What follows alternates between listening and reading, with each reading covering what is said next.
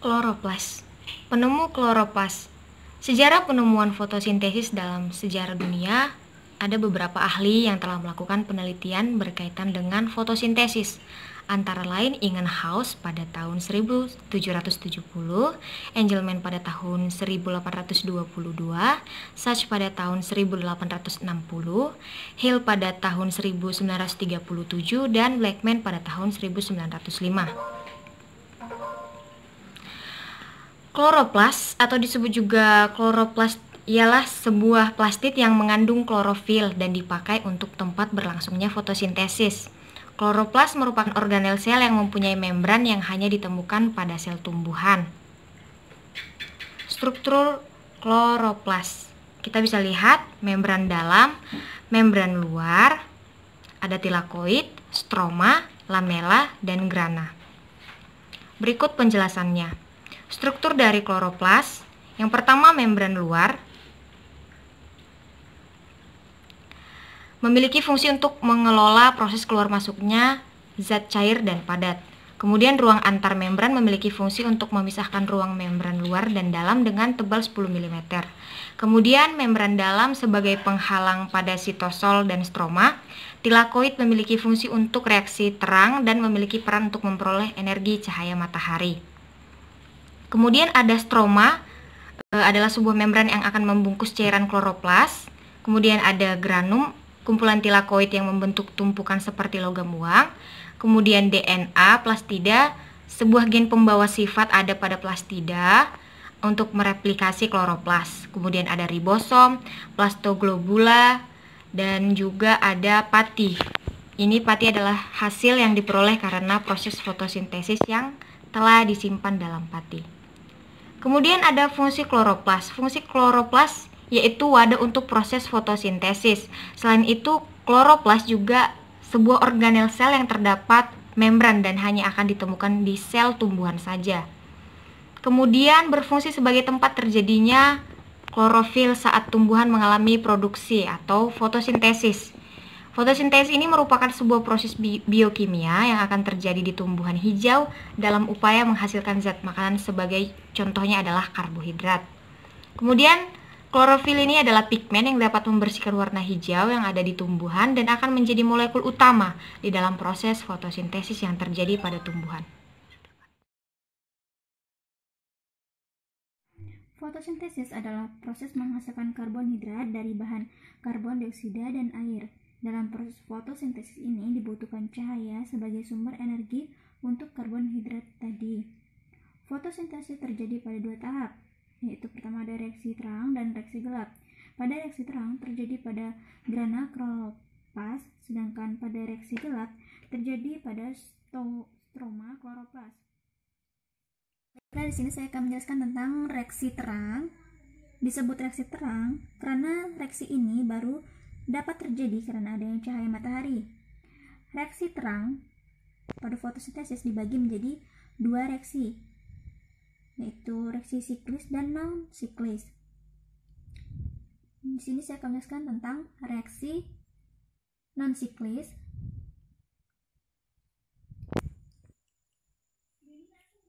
Di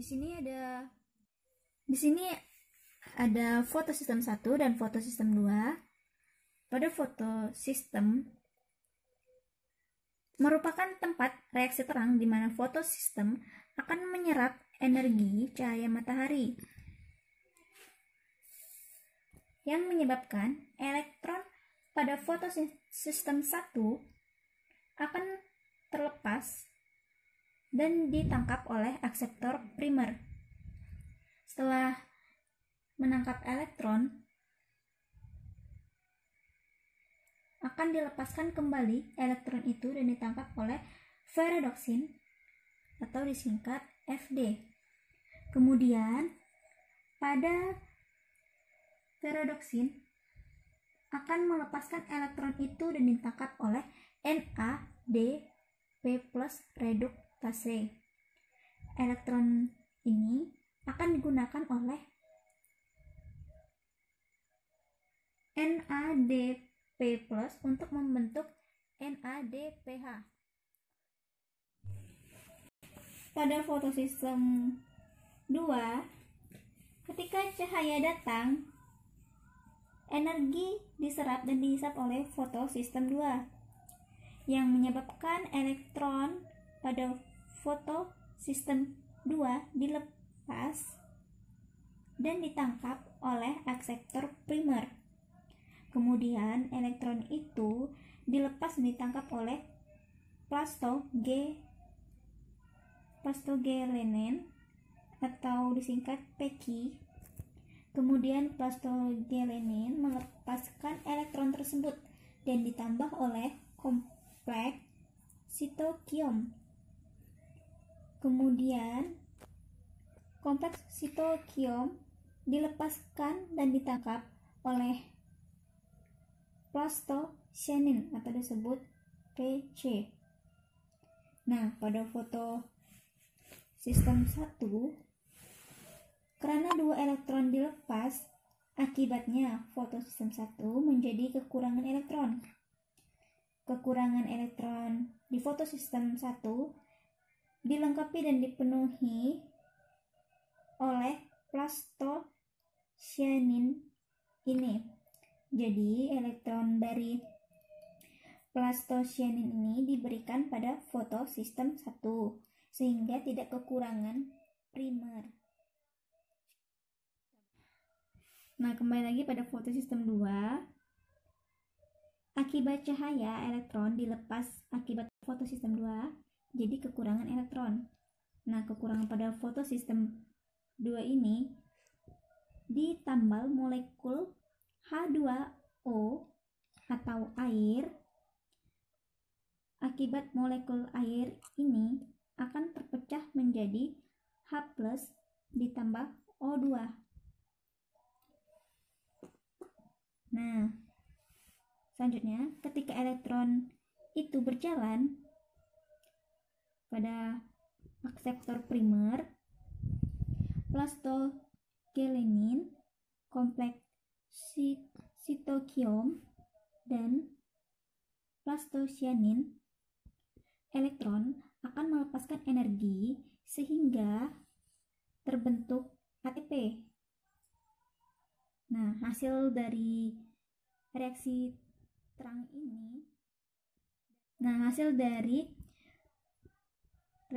non-siklis adalah ATP dan pada reaksi terang siklis, cahaya datang, fotosintesis akan menangkap cahaya energi.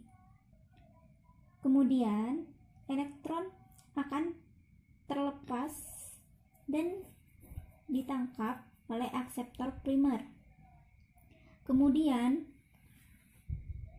akseptor primer dilepas dan ditangkap oleh ferredoksin, itu disingkat Fd. Kemudian melepaskan elektron dan ditangkap oleh kompleks sitokiom. Kompleks sitokiom ini melepaskan elektron dan ditangkap oleh plastocyanin atau disebut PC.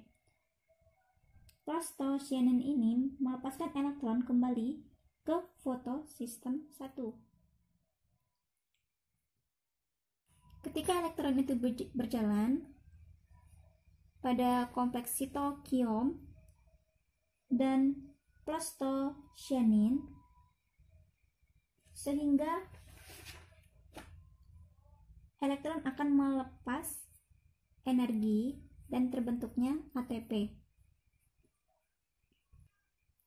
Hasil dari reaksi terang siklis ini adalah ATP. Selanjutnya, pada reaksi gelap akan dijelaskan oleh teman saya.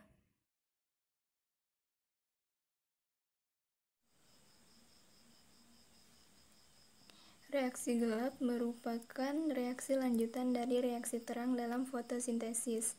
Reaksi ini tidak membutuhkan cahaya. Reaksi gelap terjadi pada bagian stroma. Bahan reaksi gelap adalah ATP dan NADPH yang dihasilkan dari reaksi terang, dan CO2 yang berasal dari udara bebas. Secara umum, reaksi gelap dapat dibagi menjadi 3 tahapan, yaitu fiksasi, reduksi, dan regenerasi. Pada fase fiksasi, 6 molekul ribulosa difosfat mengikat 6 molekul CO2 dari udara dan membentuk 6 molekul beratom C6 yang tidak stabil, yang kemudian pecah menjadi 12 molekul beratom C3 yang dikenal dengan 3 asam fosfogliserat. Selanjutnya, 3 asam fosfogliserat mendapat tambahan 12 gugus fosfat dan membentuk 1,3-bifosfogliserat. Kemudian 1,3-bifosfogliserat masuk ke dalam fase reduksi, di mana senyawa ini direduksi oleh H+ dari NADPH yang akan berubah menjadi NADP+ dan terbentuklah 12 molekul fosfogliserat-dehid yang beratom 3C. Selanjutnya, 2 molekul fosfogliseraldehid melepaskan diri dan menyatukan diri menjadi 1 molekul glukosa yang beratom 6C. 10 molekul fosfogliseraldehid yang tersisa kemudian masuk ke dalam fase regenerasi, yaitu pembentukan kembali molekul ribulosa difosfat. Pada fase ini, 10 molekul fosfogliseraldehid berubah menjadi 6 molekul ribulosa fosfat. Jika mendapat tambahan gugus fosfat, maka ribulosa fosfat akan berubah menjadi ribulosa difosfat, yang kemudian kembali mengikat CO2 dan mengalami siklus reaksi gelap. Reaksi gelap ini menghasilkan asam fosfogliserat, fosfogliseraldehid, ribulosa difosfat, dan glukosa atau C6H12O6.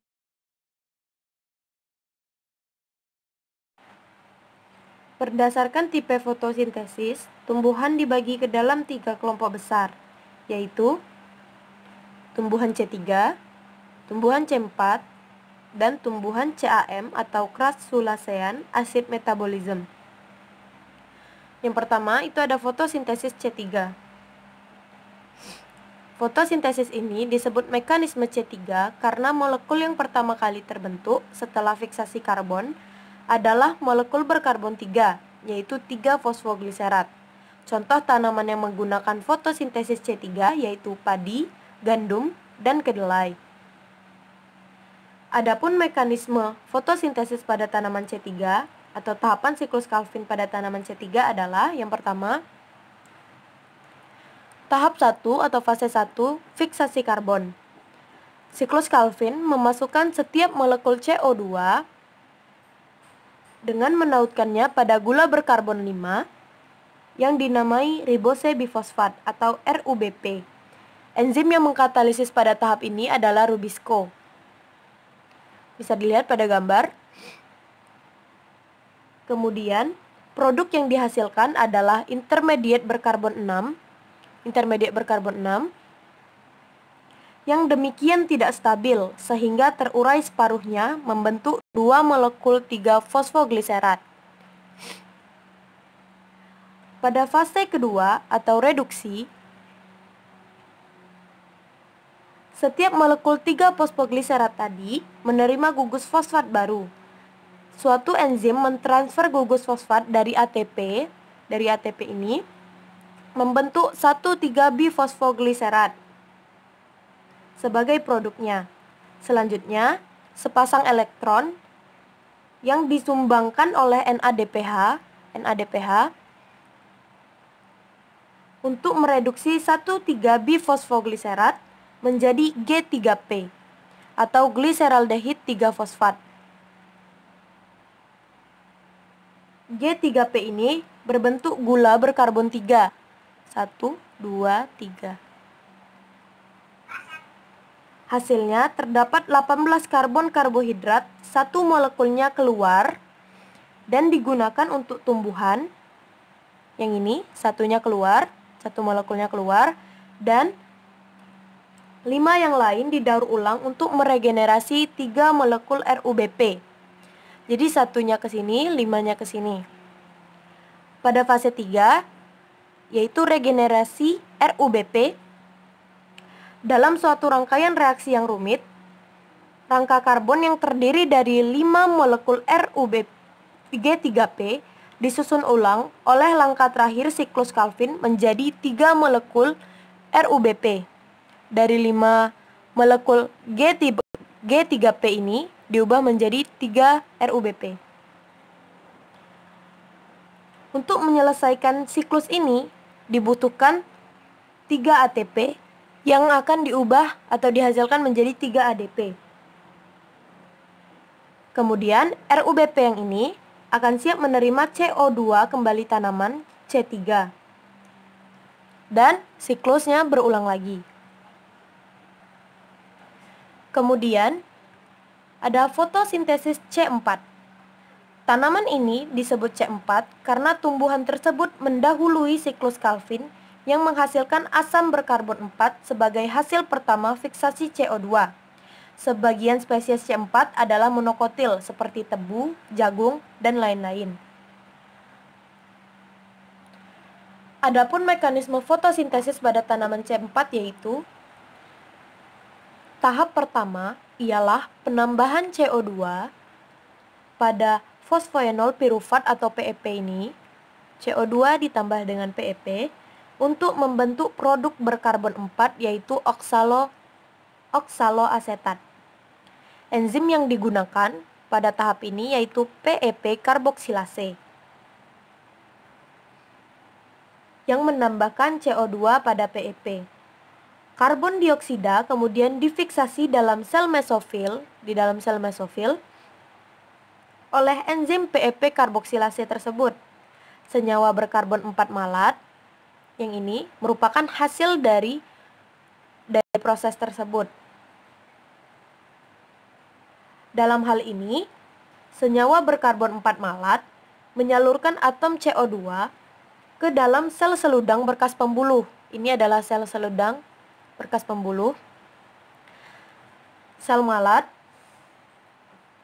menyalurkan atom CO2 melalui plasmodesmata. Dalam sel seludang berkas pembuluh, senyawa berkarbon 4 melepaskan CO2. Malat ini melepaskan CO2 yang diasimilasi ulang ke dalam materi organik oleh Robisco dan siklus Calvin. Jadi CO2 yang dihasilkan ini akan masuk ke dalam siklus Calvin yang tadi. Dan akhirnya menghasilkan asam pirufat. Dengan cara inilah, fotosintesis C4 meminimumkan fotorespirasi dan meningkatkan produksi gula. Adaptasi ini sangat bermanfaat dalam daerah panas dengan cahaya matahari yang banyak. Dan di lingkungan seperti inilah tumbuhan C4 sering muncul dan tumbuh subur. Fotosintesis CAM. Tumbuhan yang masuk kategori CAM adalah kelompok sukulen atau menyimpan air seperti lidah buaya, kaktus, dan nanas yang umumnya hidup di lingkungan kering. CAM adalah singkatan dari crassulacean acid metabolism karena proses ini pertama dijumpai pada keluarga Crassulaceae. Nah, tumbuhan CAM ini akan menangkap CO2 dan digabungkan dengan molekul lain menghasilkan asam organik. Nah, stomata pada tumbuhan CAM ini akan terbuka di malam hari dan akan tertutup di siang hari. Ketika malam hari, CO2 akan ditangkap dan membentuk asam organik yang kemudian disimpan hingga pagi. Ketika pagi, stomata mulai menutup. CO2 akan dilepas untuk menjalani siklus Calvin untuk menghasilkan karbohidrat. Nah, tumbuhan C4 dan CAM memiliki kemiripan, di mana CO2 yang masuk tidak langsung menjalani siklus Calvin, tetapi ditangkap untuk membentuk molekul lain terlebih dahulu. Pada tumbuhan C4, penangkap CO2 dan siklus Calvin terjadi di sel yang berbeda. Sedangkan pada tumbuhan CAM, penangkap CO2 dan siklus Calvin terjadi pada waktu yang berbeda. Di sini dapat kita lihat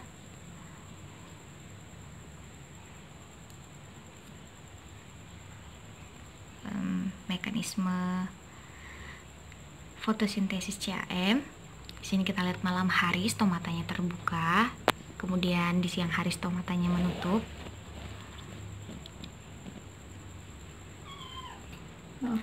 Nah, pada malam hari dia akan menangkap CO2. Kemudian pada siang hari dia akan melepaskan CO2 dan di sini kita lihat akan menghasilkan glukosa. Nah, di sini dia dibantu dengan akan membentuk asam organik, kemudian menghasilkan ATP atau di sini energi yang dinyatakan sebagai karbohidrat. Nah, kemudian dia akan kembali melakukan siklus seperti itulah.